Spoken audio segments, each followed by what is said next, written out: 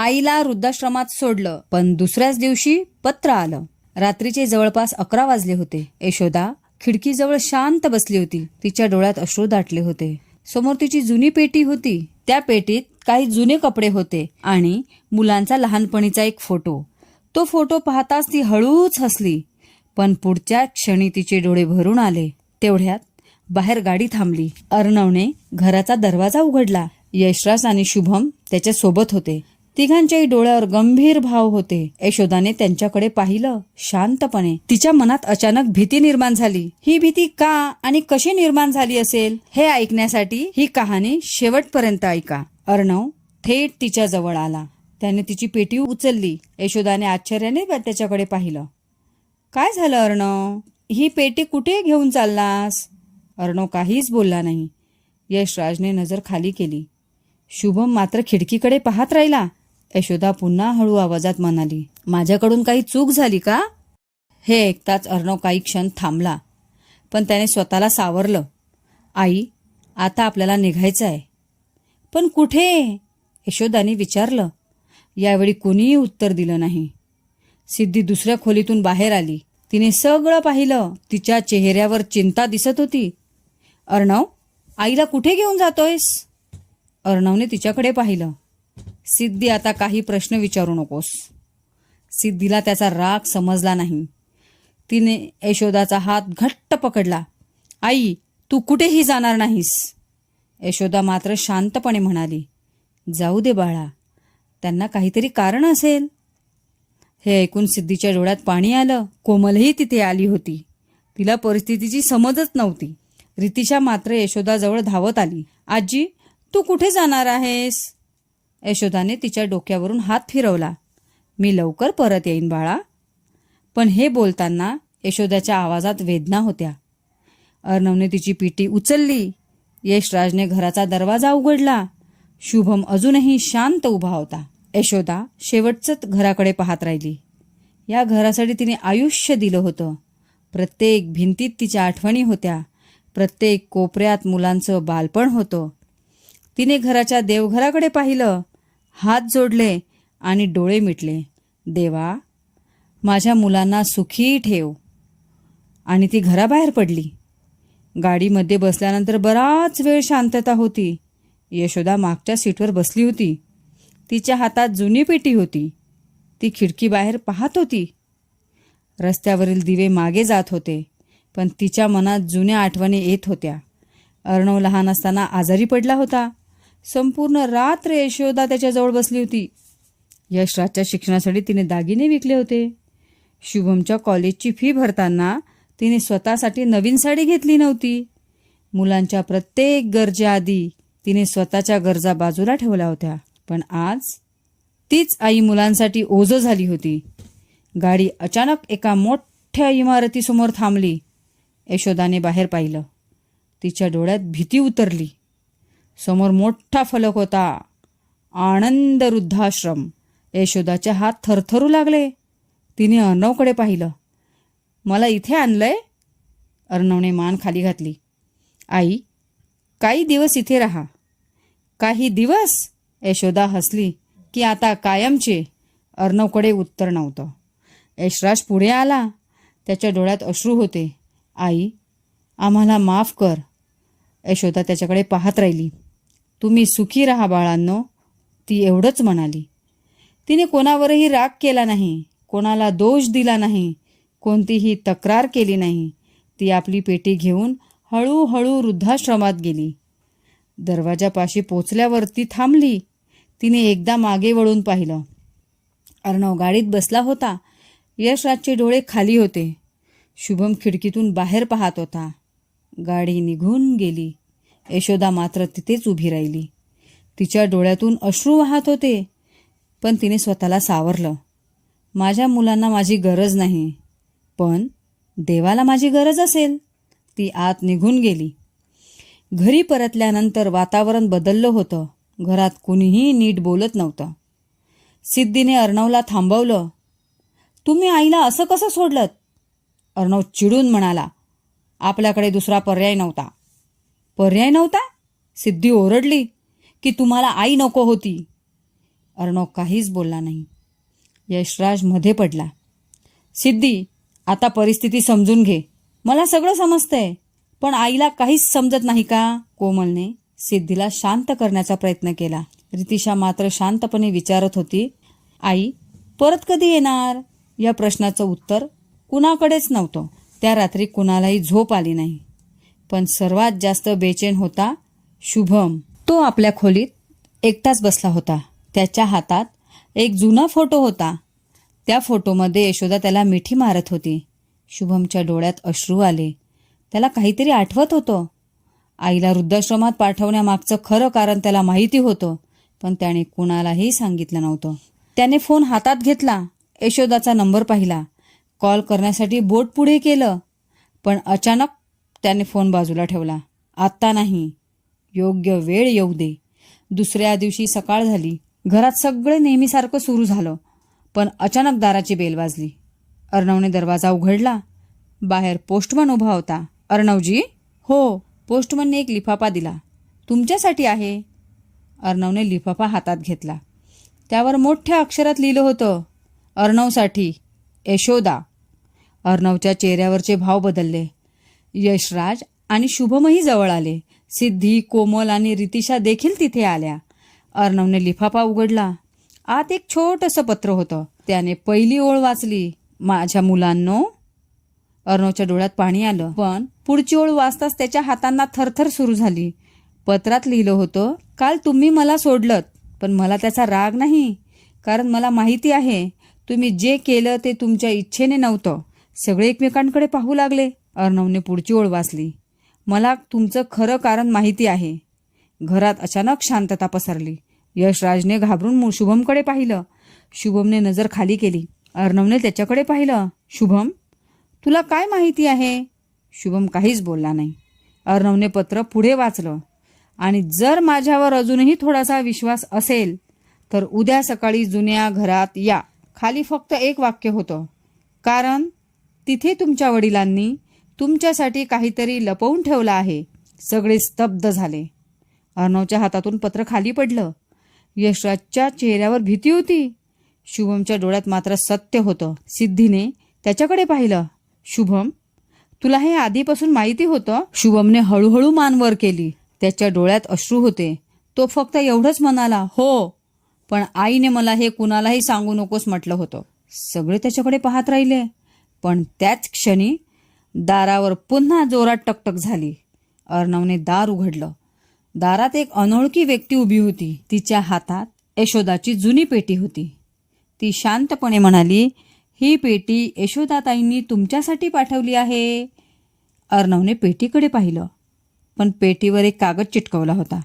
त्यावर फक्त लिहिलं होतं, ही पेटी उघडण्याआधी सगळ्यांनी एकत्र असणं गरजेचं आहे. अर्णवने पेटीला हात लावला, पण कुलूप पाहताच तो थांबला, कारण त्या कुलपाची चावी त्याच्याकडे नव्हती. आणि पुढच्या क्षणी शुभमने आपल्या खिशातून एक छोटी चावी बाहेर काढली, पण ती चावी त्याच्याकडे आली कुठून होती? शुभमच्या हातात ती चावी पाहून अर्णव काही क्षण स्तब्ध झाला.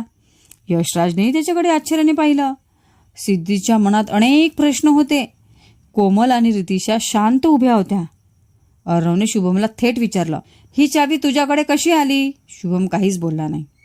त्याने फक्त पेटीकडे पाहिलं आणि हळू आवाजात म्हणाला, आईने मला दिली होती. अर्णवचा चेहरा बदलला. पण कधी? त्याने विचारलं. शुभमने डोळे मिटले. आईला वृद्धाश्रमात नेण्याआधी. घरात पुन्हा शांतता पसरली. अर्णवने चावी त्याच्या हातातून घेतली. कुलूप उघडण्याआधी तो थांबला.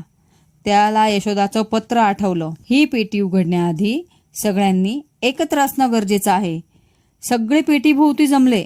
अर्णवने चावी कुलपात लावली. चावी हळूहळू फिरवली गेली. कुलूप उघडलं. पेटीचं झाकण उघडताच सगळ्यांच्या नजरा आत गेल्या. आत काही जुने कपडे होते. एक जुना फोटो होता. काही कागद व्यवस्थित ठेवले होते आणि सर्वात खाली एक मोठा तपकिरी लिफाफा होता. त्यावर लिहिलं होतं, माझ्या 3 मुलांसाठी. अर्णवने लिफाफा उचलला, पण त्याचे हात थरथरत होते. यशराज म्हणाला, उघड ना. अर्णवने लिफाफा उघडला. आत एक जुना कागद होता. तो पाहता शुभमने मान खाली घातली. अर्णवने कागद वाचायला सुरुवात केली.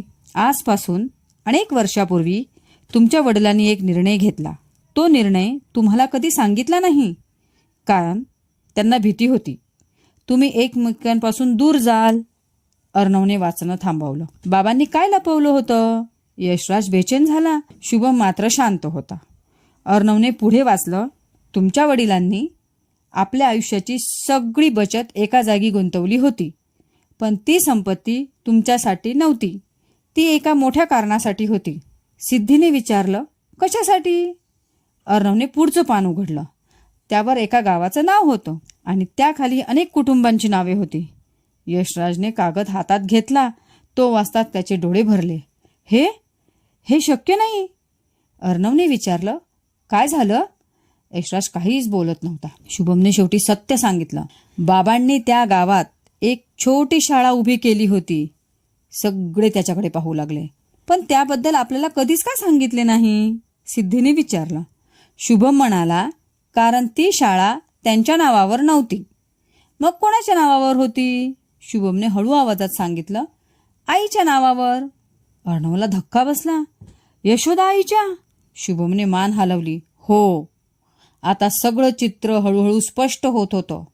आईने आयुष्यभर फक्त आपल्यासाठी कष्ट केले नव्हते, ती दुसऱ्यांसाठीही काहीतरी करत होती. पण अजून एक कागद बाकी होता. अर्णवने तो उचलला. त्यावर लिहिलं होतं, माझ्या मुलांनी जर मला खरंच आई मानलं असेल तर हे शेवटपर्यंत वाचा. अर्णवच्या डोळ्यात अश्रू आले. तो पुढे वाचू लागला. तुम्ही मला वृद्धाश्रमात सोडलत याचं मला दुःख नाही, पण मला एक गोष्ट तुम्हाला समजवायची होती. आईचं घर हे फक्त 4 भिंती नसतात. आई जिथे असते तिथेच तिचं घर असतं. हे वाचताच सिद्धी रडू लागली. यशराजने चेहरा झाकला. अर्णव शांत उभा होता. पण पत्र अजून संपलेलं नव्हतं. शेवटी लिहिलं होतं, जर तुम्हाला वाटत असेल की मी तुमच्यावर नाराज आहे तर तुम्ही चुकीचे आहात. मला तुमच्याकडून फक्त एकच गोष्ट हवी आहे. उद्या सकाळी वृद्धाश्रमात माझ्याकडे या, पण एकटे येऊ नका. तुमच्या 3 भावांनी एकत्र यायचं आहे, कारण तिथे तुम्हाला तुमच्या वडिलांचं शेवटचं सत्य कळेल. अर्णवने पत्र खाली ठेवलं. सगळ्यांच्या चेहऱ्यावर प्रश्न होते. रितिशाने विचारलं, आजीला घरी आणणार ना? अर्णव तिच्याकडे पाहत राहिला. त्याच्या डोळ्यात अपराधीपणा होता. हो बाळा, यावेळी आईला घेऊनच येईल. पण शुभम अचानक म्हणाला, अर्णव, आधी आईचं सत्य ऐक. अर्णवने त्याच्याकडे पाहिलं. तुला अजून काही माहिती आहे? शुभमने काही क्षण शांत राहून आपल्या खिशातून आणखी एक कागद काढला. हा कागद आईने मला काल रात्री दिला होता. अर्णवने तो हिसकावून घेतला. त्यावर एका जुन्या घराचा पत्ता होता. यशराजने तो पत्ता पाहताच त्याच्या चेहऱ्यावर भीती आली. हा पत्ता? अर्णवने विचारला. तुला हा पत्ता माहिती आहे? यशराजने हळूच मान हलवली. हो, हे तर आपलं जुनं घर आहे. सगळं आश्चर्यचकित झाले. पण यशराज पुढे म्हणाला, ते घर आपण विकलं होतं. शुभम शांतपणे म्हणाला, नाही दादा, ते घर आपण विकलं नव्हतं. आपल्याला तसं वाटत होतं. अर्णवचा चेहरा बदलला. म्हणजे? शुभमने शेवटचा कागद अर्णवसमोर ठेवला. त्यावर एका व्यक्तीची सही होती आणि ती सही पाहताच अर्णवच्या हातातून कागद खाली पडला. कारण ती सही होती त्याच्या वडिलांची. पण खाली लिहिलेलं एक वाक्य सगळ्यांना हादरवून गेलं. हे घर माझ्या मुलांसाठी नाही, तर माझ्या पत्नीच्या शेवटच्या इच्छेसाठी आहे. अर्णवने लगेच यशराजकडे पाहिलं. आईची शेवटची इच्छा काय आहे? यशराज काही बोलणार इतक्यात शुभमचा फोन वाजला. फोन वृद्धाश्रमातून होता. त्याने कॉल उचलला. समोरून घाबरलेला आवाज, शुभमजी, यशोदा ताई इथे नाहीत. शुभमच्या चेहऱ्याचा रंग उडाला. काय म्हणताय? त्या सकाळपासूनच गायब आहेत. घरात सगळे हादरले. अर्णवने घाईने विचारलं, पण त्या कुठे गेल्या? समोरून उत्तर आलं, त्यांनी जाण्यापूर्वी फक्त एकच गोष्ट सांगितली, माझी मुलं जर मला शोधायला आली तर त्यांना जुन्या घरात पाठवा. अर्णवने यशराजकडे पाहिलं. शुभमने जुन्या पत्त्याकडे पाहिलं. सिद्धीने घाबरून विचारलं, म्हणजे आई तिथे गेली आहे? अर्णवने काहीही उत्तर दिलं नाही. तो फक्त गाडीच्या दिशेने धावला, कारण त्याला जाणवलं होतं यशोदाने स्वतःला वृद्धाश्रमातून फक्त दूर केलं नव्हतं, ती आपल्या मुलांना एका जुन्या सत्यापर्यंत घेऊन जात होती. आणि त्या जुन्या घरात त्यांची वाट पाहत होती. असं एक रहस्य ज्यामुळे त्यांचं संपूर्ण कुटुंबाचं आयुष्य कायमचं बदलणार होतं. अर्णव गाडी घेऊन निघाला होता. त्याच्यासोबत यशराज आणि शुभम होते. सिद्धी, कोमल, रितेशाही सोबत होत्या. सगळ्यांच्या मनात एकच प्रश्न, यशोदा जुन्या घरात का गेली आणि तिथे असं काय होतं? गाडी जुन्या रस्त्यावर पोहोचली. समोर तेच जुनं घर दिसलं. वर्षानुवर्ष बंद असलेलं घर होतं. दारावर धूळ साचलेली. अर्णव गाडीतून खाली उतरला. त्याने दाराकडे पाहिलं. शांतपणे, आई इथेच असेल, शुभमने हळू आवाजात सांगितलं. कदाचित ती आपली वाट पाहते. अर्णवने दार उघडण्याचा प्रयत्न केला. दार आतून बंद होतं. त्याने जोरात आवाज दिला, आई. काहीच उत्तर आलं नाही. यशराजने खिडकीतून आत पाहिलं. आत एक छोटासा दिवा पेटलेला होता. सगळे घाबरले. शुभम म्हणाला, आत कोणीतरी आहे. अर्णवने पुन्हा दार ठोठावलं.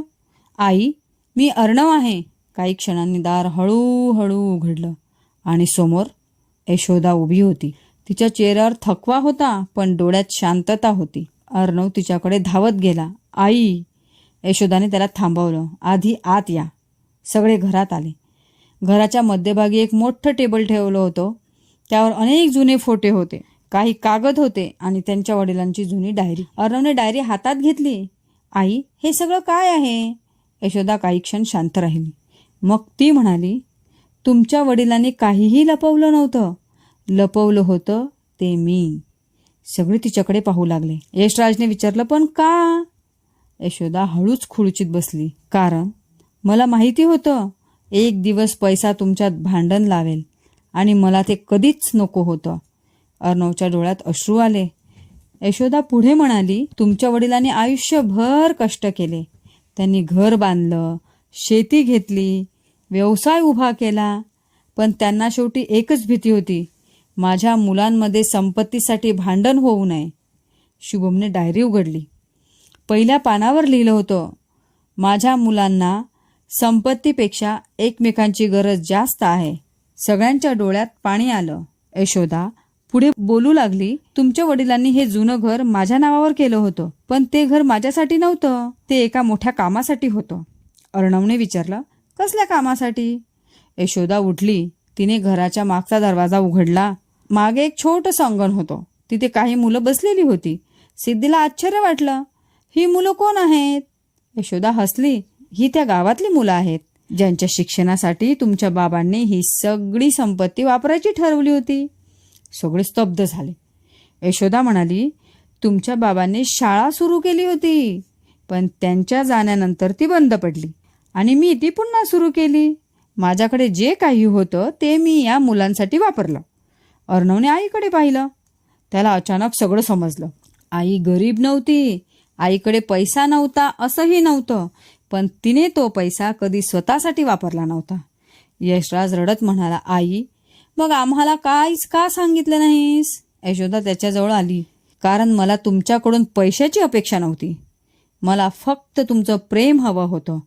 हे ऐकताच अर्णव आईच्या पायाशी बसला. आई, मला माफ कर. यशराजही खाली बसला. शुभमच्या डोळ्यातून अश्रू वाहत होते. तो म्हणाला, आई, मी सगळं माहिती असूनही तुला थांबवू शकलो नाही. यशोदा त्याच्या डोक्यावर हात ठेवला. तू चुकीचा नव्हतास बाळा. तुला माझ्यावर विश्वास होता. अर्णवने आईचा हात धरला. आता तुला कधीच एकटं सोडणार नाही. यशोदा हळूच हसली. मला वृद्धाश्रमाची गरज नव्हती, पण तुम्हाला तुमच्या आईची किंमत समजण्याची गरज होती. हे ऐकून सिद्धी रडू लागली. ती यशोदाजवळ जाऊन बसली. आई, आम्हीही चुकीचे होतो.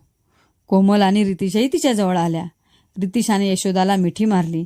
आजी, तू आमच्यासोबतच राहणार? यशोदा हसली. तिने तिला घट्ट मिठी मारली. काही क्षण घरात फक्त अश्रू होते, पण ते अश्रू दुःखाचे नव्हते. ते पश्चात्तापाचे होते आणि पुन्हा मिळालेल्या नात्याचे होते. तेवढ्यात अर्णवच्या नजरेस टेबलवर एक शेवटचं पत्र पडलं.